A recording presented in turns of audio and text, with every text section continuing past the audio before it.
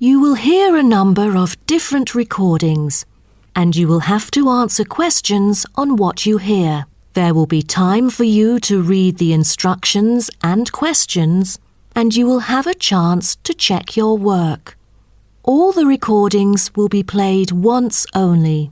The test is in 4 sections. At the end of the test, you will be given 10 minutes to transfer your answers to an answer sheet. Now turn to Section 1. Section 1.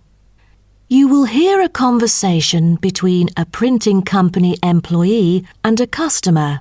First, you have some time to look at questions 1 to 5.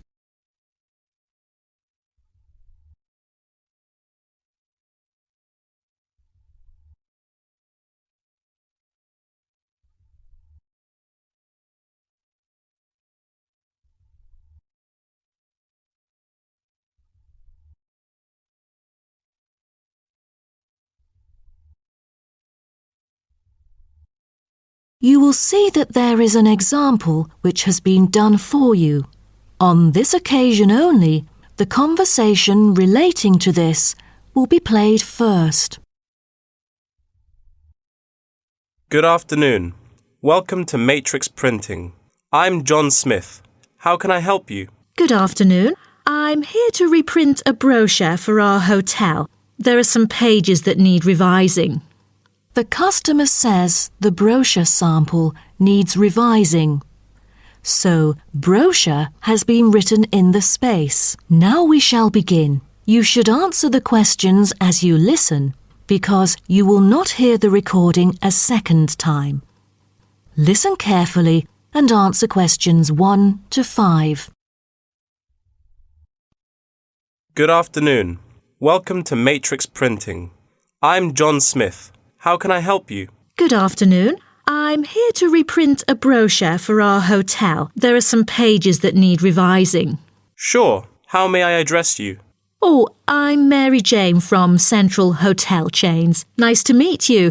I've got samples of the previous version. I assume it is your company's advertising brochure. Yes. What exactly is the problem? Well, it was printed the year before, so some of the information is already out of date. There are also a couple of problems with the layout. Firstly, the letters of the address on the front page are far too small. It's hard to see when glancing at the cover. How big do you need it to be? Increase the letters by 3 font sizes. Just a minute. Let me take notes of your requirements. Okay. What else needs changing? The information regarding the pool should be deleted because it is currently under renovation and is not available. So, all of the relevant descriptions on page 2 should be removed? What do we replace it with? We can't just leave the whole page blank. Just fill it in with the introduction of our newly opened gym. I've included all the relevant information here in this flash drive. Let me check. I see. No problem then.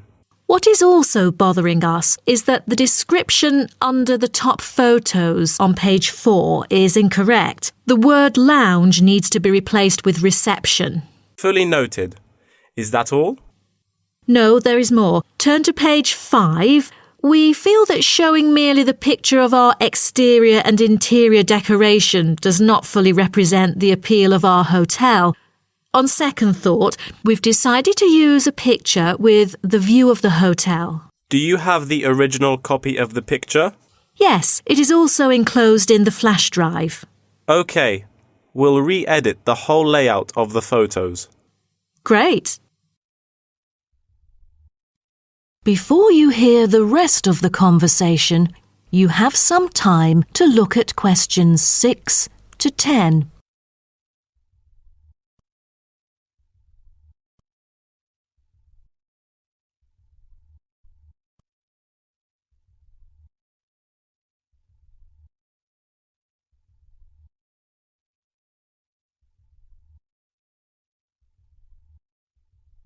Now listen and answer questions 6 to 10.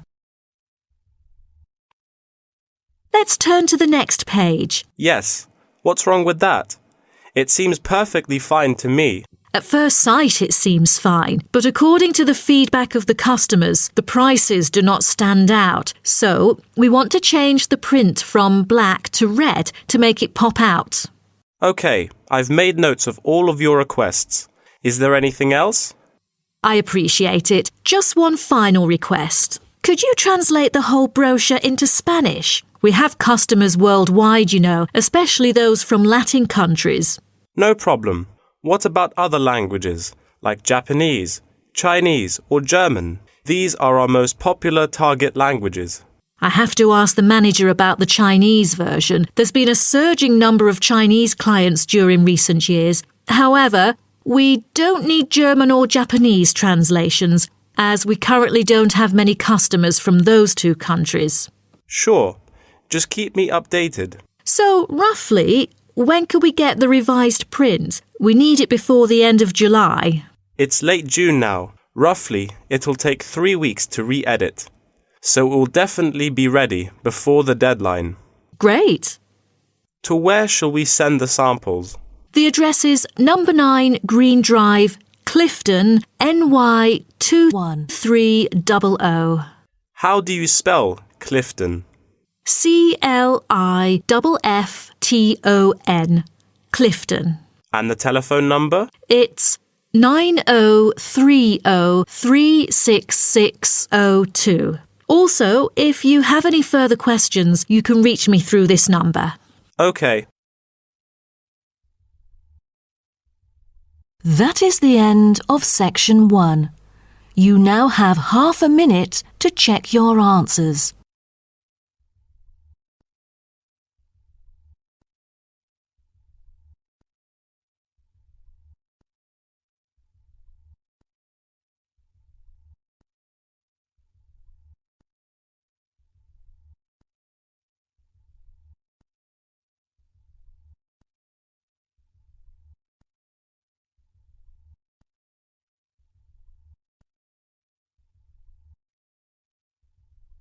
Now turn to Section 2. Section 2. You will hear a guide talking to a group of visitors about a national park. First, you have some time to look at questions 11 to 16.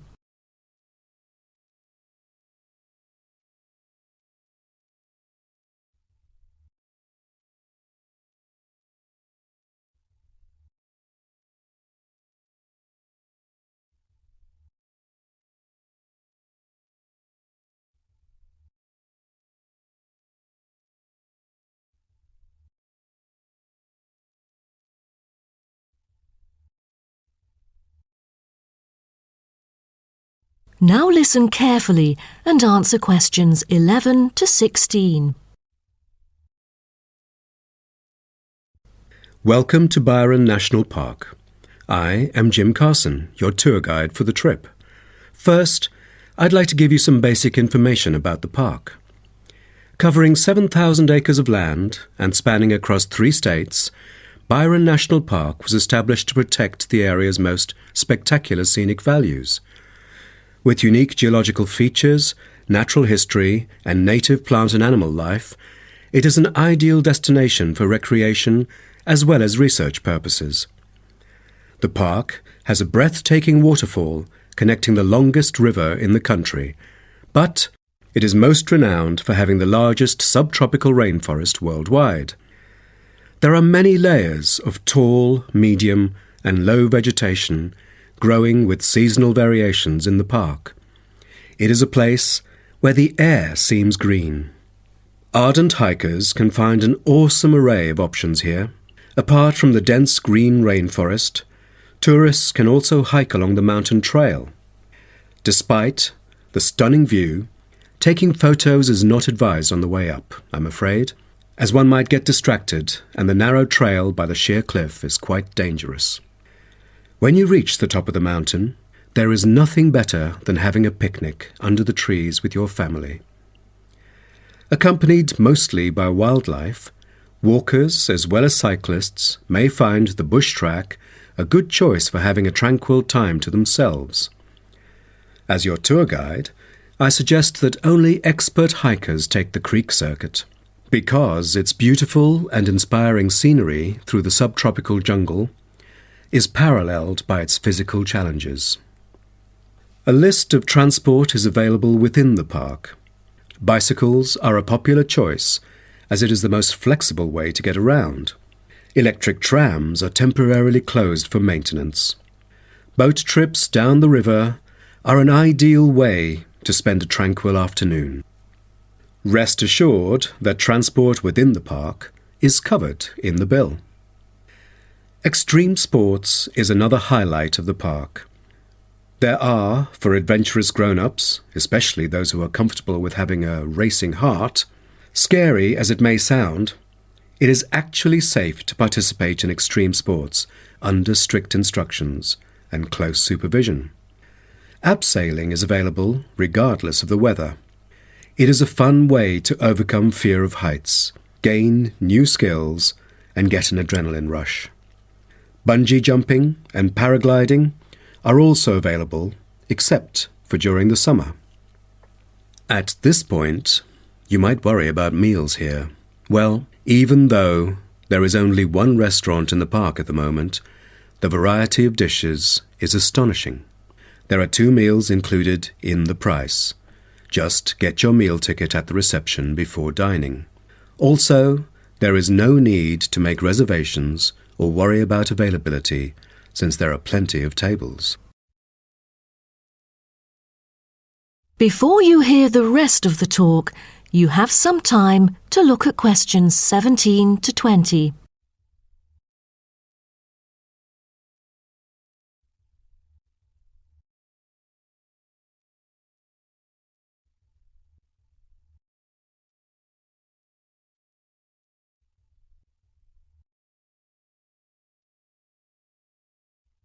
Now listen and answer questions 17 to 20. During your stay here, you might want to know what there is to do. Let's turn to the plan so I can familiarize you with the layout of the park. Most tourists would choose to stay in our guest house, located in the southeast corner. It features 63 tastefully appointed guest rooms, many of which offer spectacular views of the park. You'll find a home away from home at our guest house. But for those who want to experience the natural beauty up close, there is also a campsite. When you get out of the guest house, go straight ahead, turn right at the end of the road. To your left, there is a campsite amongst the trees where you could spend a night under the stars together with owls and chipmunks. If you look at the top left of the plan, you will notice a picnic area.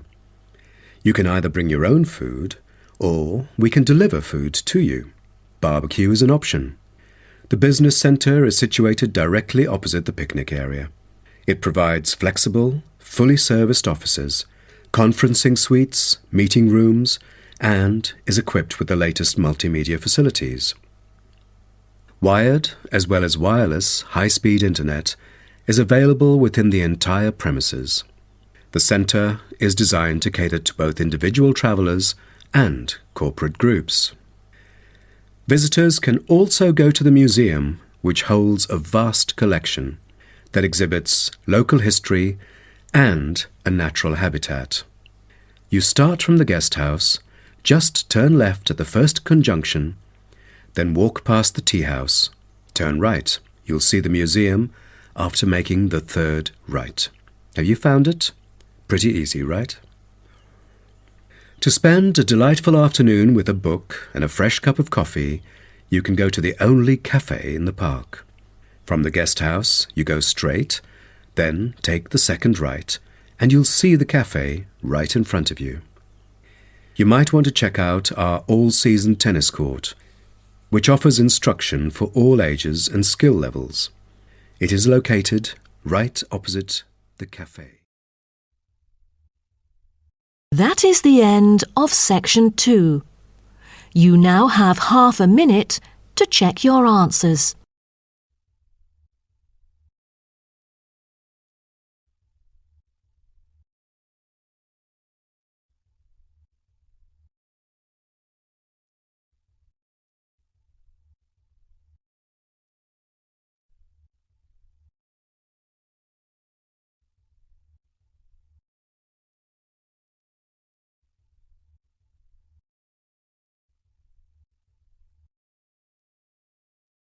Now turn to Section 3. Section 3.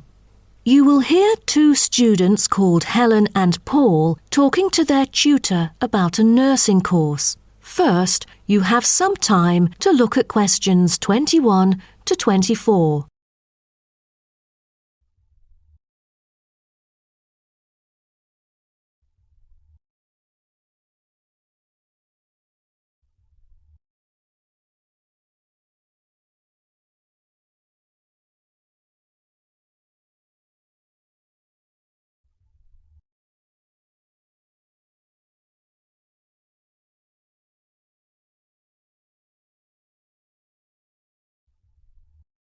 Now, listen carefully and answer questions 21 to 24. Helen and Paul, congratulations to you both for doing so well the past semester. You two have exhibited an impeccable performance during your first year in the nursing program. I'd like to get some feedback from the two of you to better improve the program and to provide guidance for our prospective students. I'd like to start with you, Helen. So, first of all, which aspect of the program impressed you? Well, to be honest, when I was enrolled into the course, I was expecting a group of classmates my age. But as I stepped into the classroom for the first time, I was surprised by the diversity. Most were in their 20s, but there were also those in their 30s or even 40s. As it turns out, the intergenerational communication has sparked intense debate and new thinking, and I think that's something special about the programme that I appreciate very much. What about you, Paul? What do you think of the program? For me, the group project we carried out last semester is another key feature of the program. The whole class was divided into 8 different groups, working on 8 prospective cases. Team-building sessions were conducted in a collaborative way most of the time. Comprised of 5 members, our group studied acute pancreatitis. During the process, we broke the task into different parts and assigned them to each member. We were then able to tackle the complex problem by pooling our knowledge and skills. More importantly, stronger links were established between the group members. Because of the project, we've all become good friends. That's true. According to graduates, group projects prepare them for the work world in which teamwork and collaboration are increasingly the norm. So tell me, Paul, what else do you like about the program? I want to be a registered nurse working in a public hospital after graduation. So the internship provided is a valuable opportunity for clinical practice in a supportive learning atmosphere. However, I was amazed by the amount of written assignments since I thought the course should have focused more on practice-oriented learning. Well, I have to disagree with you, Paul. The essays demonstrate your understanding of the course. For me, writing essays is a process that involves critical thinking, which challenges me to develop my points more thoroughly. I thus manage to gain a diversity of perspectives. The program is designed to deliver basic and advanced theoretical knowledge of core concepts, including healthcare systems concepts, together with practicum or clinical practice experience to bridge the classroom content to the practice setting. So, I'm afraid written work is unavoidable. Also this year, we've added a module of law. How do you feel about that? At first, we felt that learning law is kind of redundant and too time-consuming. After a few sessions, we realised that it is necessary in dealing with future medical disputes. Before you hear the rest of the talk, you have some time to look at questions 25 to 30.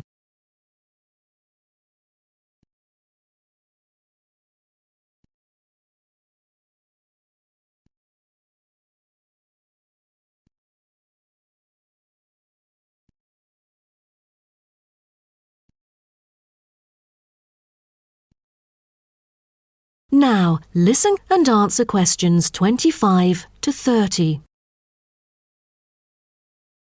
Do you have any suggestions for prospective students?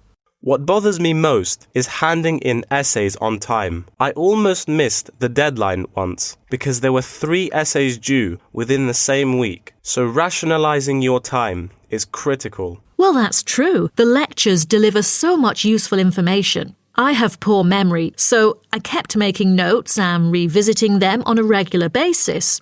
To my surprise, at the end of the semester, I have learnt the key concepts by heart. How was the research? I heard that it was quite challenging. How did you manage to overcome the difficulties? That's true. The majority of us had no clue how to carry out the research at first. Fortunately, when I was digging up reference materials at the library, I sought help from the librarian. She taught me about finding the appropriate resources and choosing the proper research methods. Have you checked out the online forum? Yes, it has become a habit for me to visit the forum regularly. In a sense, it extends classroom learning. It is where the students post academic problems that they come across and get support from the faculty members. Some of my classmates didn't do so well during the placement tests. I feel that background reading is necessary. Lastly, do you have anything to say to the freshmen? I was really ambitious at first, trying to get straight A's on my transcript. I made tons of notes and worked hard even on the optional assignments to get extra credit. I stressed myself out before having an emotional breakdown. After consulting my advisor, I found it important to set realistic goals. Don't push yourself too hard. It is wise to sort out your priorities. Thank you for coming here today and providing valuable feedback on the program. Have a great summer break. That is the end of section 3. You now have half a minute to check your answers.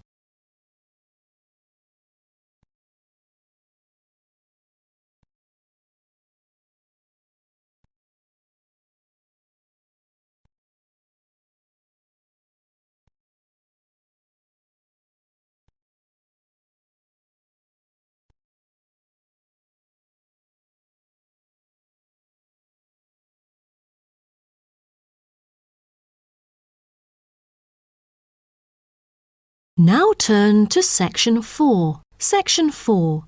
You will hear part of a lecture about African penguins. First, you have some time to look at questions 31 to 40.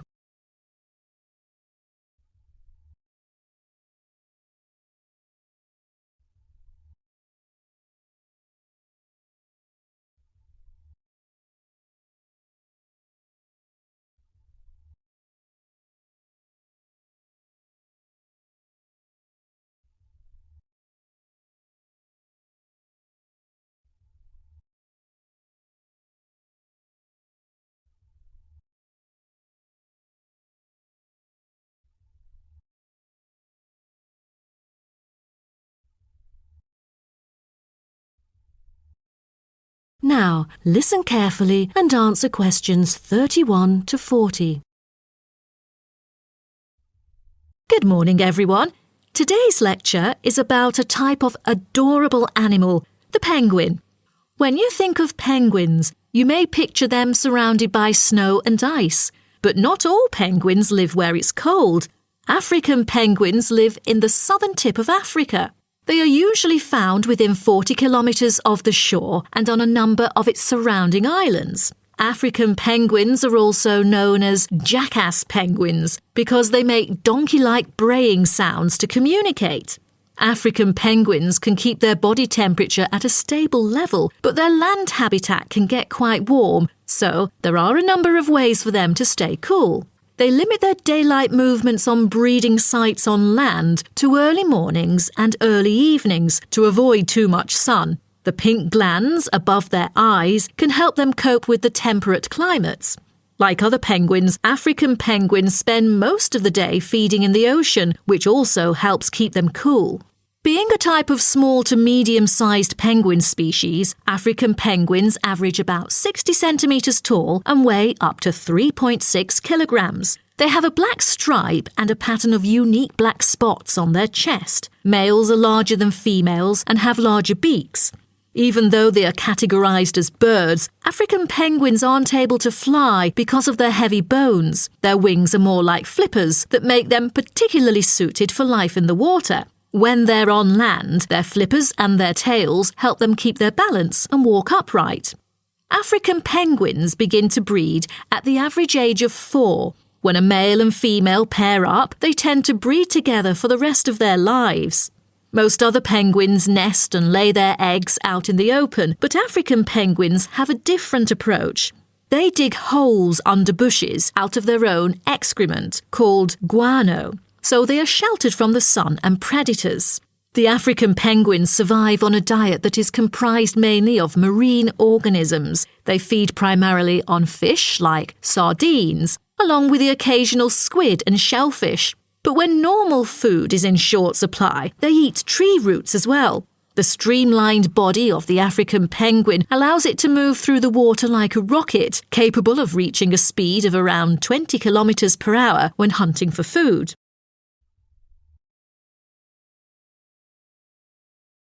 The African penguin's smaller size means that it has many predators both in the water and also on dry land.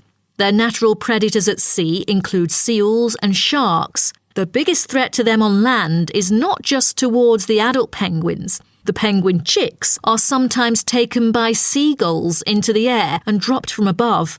The seagulls could thus feed on them. At risk from predators, young penguins are protected for about 40 days after hatching by both parents. They will leave the colony when they are between 3 to 5 months old and will return a few years later. The entire surface of their body is densely covered with feathers, which fall off during the winter. This process is called molting and takes about 3 weeks to complete. During that time, they are unable to forage. Therefore, prior to this, African penguins spend about 5 weeks laying down fat deposits. They generally live between 10 to 15 years. However, many do not reach their full lifespan. Their population has drastically declined. Approximately 120,000 African penguins remain in the wild, and their population has decreased by 90% in the past 60 years.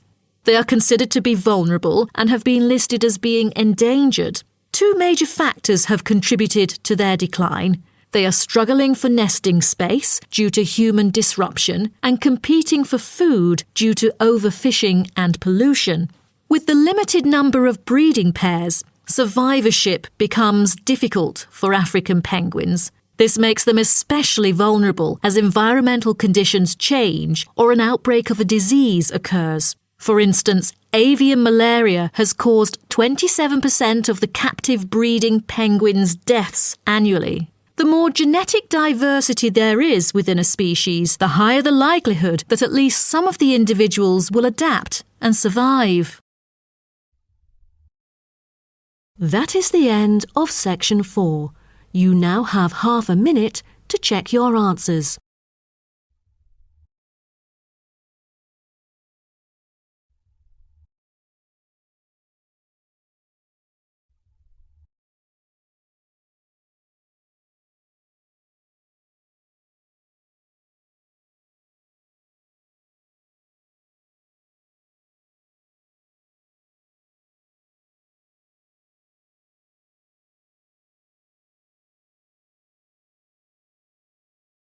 That is the end of the listening test.